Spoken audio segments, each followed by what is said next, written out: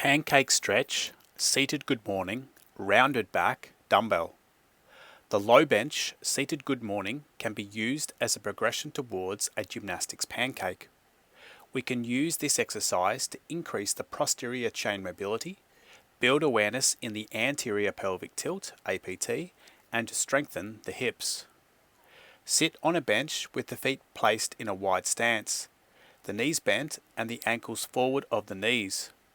The lower the bench, the harder the exercise. As mobility improves, the aim is to lower the bench and eventually perform the seated good morning on the floor. Do not lower the bench until you can touch your chest to the bench. Hold a dumbbell between 5 to 15 kilograms behind the neck. Shuffle the pelvis into an anterior pelvic tilt, APT. If the pelvis was a bowl of water, you're trying to tip water from the front of the bowl. Begin the movement by pushing the balls of the feet into the floor as if trying to push the floor forward.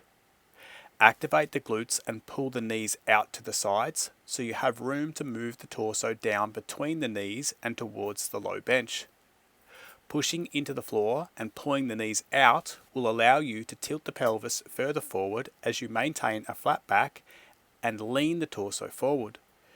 Continue to move the shoulders forward as far as you can. Once you can go no further, you can round the back and aim to touch either the forehead, chin, nose, or chest to the bench. This is the order of difficulty. As your mobility improves, you can aim to go deeper and touch the next level.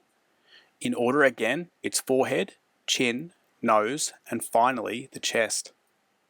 Aim to keep the back as flat as you can, as long as you can, and only round the back once you reach the sticking point.